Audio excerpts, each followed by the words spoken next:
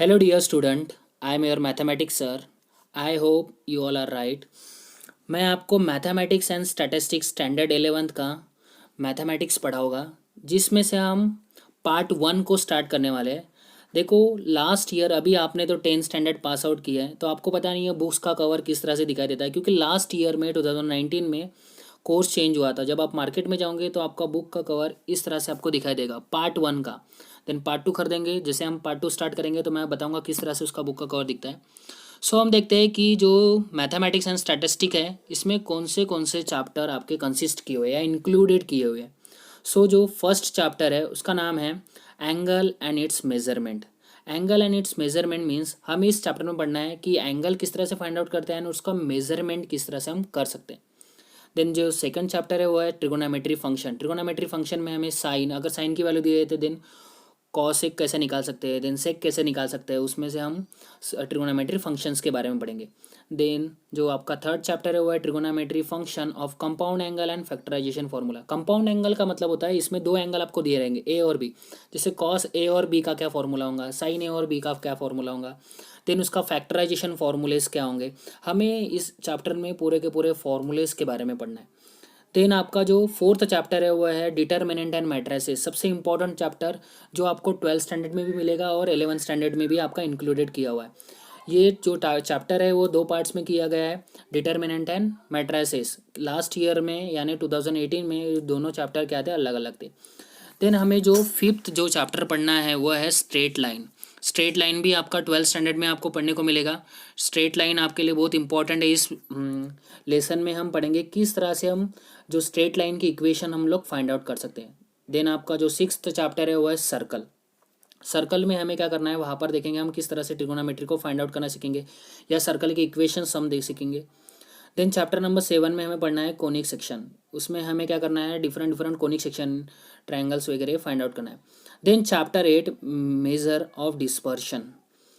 और उसी तरह से हमें जो चैप्टर 9th है वो है प्रोबेबिलिटी। तो प्रोबेबिलिटी आपके लिए बहुत इंपॉर्टेंट चैप्टर है जो आपको 12th स्टैंडर्ड में पढ़ने को मिलेगा। यानी अगर मैंने कॉइन टॉस किया तो उसकी प्रोबेबिलिटी क्या हो सकती है, तो हमें उस चैप्टर में पढ़ना है। सो इस तरह से 9 चैप्टर जो पार्ट 1 में कंसिस्ट किए हुए हैं, उसी तरह से पार्ट 2 में भी कुछ चैप्टर है जो आप हम क्या करेंगे पार्ट 2 में पढ़ेंगे, जब हम मैथमेटिक्स एंड स्टैटिस्टिक्स पार्ट 2 को पढ़ेंगे। देखो, अभी तक के हम लोगों ने 9 चैप्टर देखे। इसमें से हम क्या कर रहे हैं, जो चैप्टर नंबर 4 है जो 12th स्टैंडर्ड के लिए सबसे ज़्यादा इम्पॉर्टेंट है, क्योंकि इस चैप्टर को हम अगर समझ ले 11th स्टैंडर्ड में समझते हैं, उसी तरह से हम क्या कर सकते हैं 12th स्टैंडर्ड में हम लोग इजीली सॉल्व कर सकते हैं। सबसे पहले देखते हैं डिटर्मिनेंट एंड मैट्राइसेस, जो चैप्टर नंबर आपका 4 है mathematics and statistic standard 11th का, जो पार्ट 1 का चैप्टर है। डिटर्मिनेंट एंड मैट्रिसेस, जैसे मैंने आपको बताया डिटर्मिनेंट एंड मैट्रिसेस ये दोनों अलग अलग चीज़ें।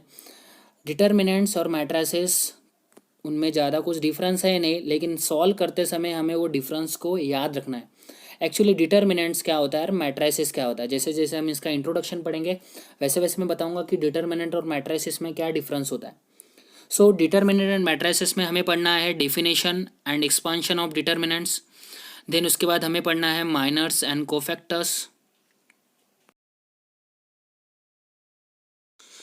डिटर्मिनेंट्स। देन जो आपका थर्ड टॉपिक पढ़ेंगे इसमें ही properties and determinants. Then fourth one is applications of determinants.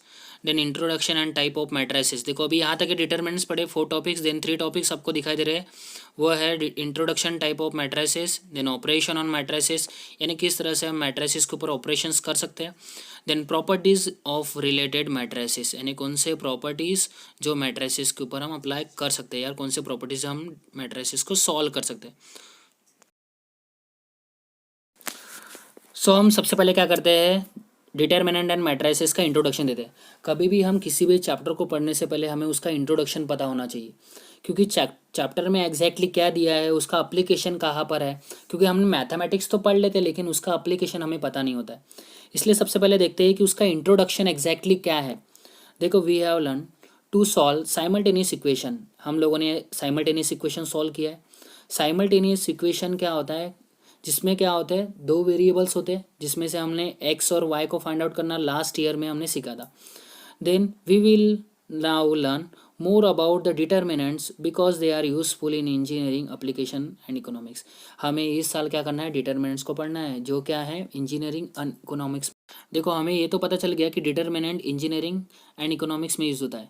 सो जो डिटर्मिनेंट था इसको सबसे पहले जो जर्मन मैथमेटिशियन थे G.W. लेबनीज एंड क्रैमर्स, इन्होंने क्या किया था, इसे डेवलप किया था rule for solving linear equation, यानी एक लीनियर इक्वेशन को हम किस तरह से सॉल्व कर सकते हैं बाय यूजिंग डिटर्मिनेंट, जो हम आगे के लेक्चर्स में पढ़ेंगे किस तरह से हम लीनियर इक्वेशन को सॉल्व करेंगे। देखो यहाँ पर आपने दो वर्ड्स देखे होंगे, first one is simultaneous equation और दूसरा है लीनियर इक्वेशन। सो साइमल्टेनियस इक्वेशन को हमने लास्ट ईयर ही सॉल्व किया था, जिसमें से हमने क्रैमर्स रूल के हेल्प से क्या किया था, साइमल्टेनियस इक्वेशन को सॉल्व किया था। साइमल्टेनियस इक्वेशन मीन्स आपके दो इक्वेशन दिए रहेंगे, उस दो इक्वेशन को क्या करना पड़ेगा, हमें पहले एक जो एलिमेंट है यानी जो वेरिएबल है उसको एलिमिनेट करके दूसरा वेरिएबल को फाइंड आउट करना पड़ेगा। उसी तरह से देन वो समझ लो हमारे एक्स के वेरिएबल फाइंड आउट हो गया, देन हम क्या करेंगे उसमें वाई में पुट करके वो वेरिएबल फाइंड आउट करेंगे। लीनियर इक्वेशन यानी क्या होता है, जिसका डिग्री यानी पावर कितना होता है, वन होता है, उसे क्या कहेंगे हम लीनियर इक्वेशन कहेंगे। लीनियर इक्वेशन आपका क्या होता है, जिसमें पावर क्या होता है, डिग्री वन होता है, उसे हम लीनियर इक्वेशन कहेंगे। सो ये था इंट्रोडक्शन ऑफ डिटर्मिनेंट।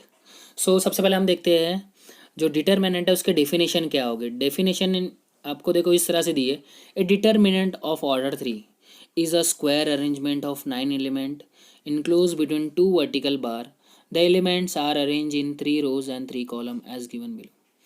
अभी देखो ये जो डेफिनेशन आपको दी है एग्जैक्टली डेफिनेशन नहीं है, एग्जैक्टली डिटर्मिनेंट क्या होता है उसके बारे में आपको बताया। जो डिटर्मिनेंट होता है वो ऑर्डर 3 का होता है। अभी ये ऑर्डर 3 क्या है ये मैं आपको नेक्स्ट स्लाइड में बताऊंगा किस तरह से ऑर्डर 3 हम लोग सॉल्व करेंगे। और उसमें जो एलिमेंट होते हैं वो 9 क्यों होते हैं, देन वो इनक्लोज होते हैं बिटवीन 2 वर्टिकल बार्स, और जो एलिमेंट होते हैं वो क्या होते हैं 3 रोज एंड 3 कॉलम्स में क्या किए जाते हैं, उसे अरेंज किया जाता है। सो चलिए इस डेफिनेशन को हम क्या करते हैं अच्छी तरह से पहले समझते हैं कि एग्जैक्टली हमें इस डेफिनेशन में क्या दिया है। सो हम डेफिनेशन को और एक बार अच्छी तरह से पढ़ते हैं। A determinants of order 3 is a square arrangement of 9 elements enclosed between two vertical bars. The elements are arranged in 3 rows and 3 columns. इस तरह से आपको क्या दिया है, डेफिनेशन दिया है।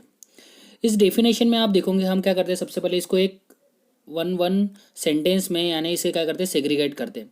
सो सबसे पहले आपका जो सेंटेंस दिया था डिटर्मिनेंट ऑफ ऑर्डर 3, सो जो डिटर्मिनेंट होता है उसका ऑर्डर क्या होता है 3 होता है। अभी ऑर्डर 3 किस तरह से होता है, देखो यहाँ पर आपको एक डिटर्मिनेंट दिखाई देगा। जो डिटर्मिनेंट हम लोग किस तरह से लिखते हैं, डिटर्मिनेंट को लिखने का तरीका इस तरह से, हम क्या करेंगे दो वर्टिकल बार्स लिखेंगे। देखो आपको देखोगे लेफ्ट हैंड साइड और राइट हैंड साइड में आपको दो वर्टिकल बार दिख रहे हैं और उसमें कुछ एलिमेंट्स दिखाई दे रहे हैं। क्या दिखाई दे रहे हैं आपको, कुछ एलिमेंट्स देखोगे। देखो आपका 2 1 -3 ये क्या है आपका फर्स्ट रो, 4 6 8 ये क्या है आपका सेकेंड रो, और 0 3 2 ये क्या है आपका थर्ड रो।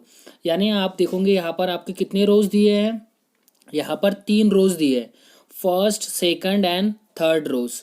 तो इस तरह से आप देखोगे 3 रोज आपको दिए।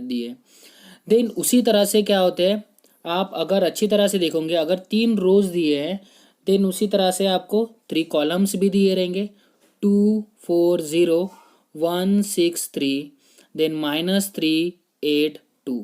ये क्या आपको क्या दिए हैं यहाँ पर 3 कॉलम्स दिए, यानी फर्स्ट कॉलम, देन उसी तरह से सेकंड कॉलम एंड उसी तरह से क्या दिया आपको थर्ड कॉलम। यानी इस जो एग्जाम्पल हमने यहाँ पर कंसिडर जो किया है, इस एग्जाम्पल में 3 रोज और उसी तरह से हमें क्या दिए 3 कॉलम्स दिए। इसका मतलब यह है कि यहाँ पर 3 रोज और 3 कॉलम्स है, इसका मतलब इसका ऑर्डर कितना है 3, क्योंकि 3 रोज एंड 3 कॉलम्स। देखो डिटर्मिनेंट का मतलब ये होता है, मैंने आपको बोला था कि एक थीन लाइन डिफरेंस है मैट्रिसेस और डिटर्मिनेंट में। वो जो डिफरेंस है वो है कि जो डिटर्मिनेंट होता है उसके नंबर ऑफ रोज और नंबर ऑफ कॉलम्स क्या होते हैं हमेशा इक्वल होते हैं, लेकिन जो मैट्रिसेस होता है उसका नंबर ऑफ रोज और नंबर ऑफ कॉलम्स इक्वल नहीं भी होंगे तो भी चलेगा, यानी number of rose and number of column equal नहीं होते। सो आप देखोगे कि जो आपके वर्टिकल बार्स है उसके अंदर क्या होते हैं एलिमेंट्स होते हैं, जैसे 2 1 -3 4 6 8 0 3 2 ये क्या है एलिमेंट्स है, और जो किस में अरेंज है एक वर्टिकल बार्स में।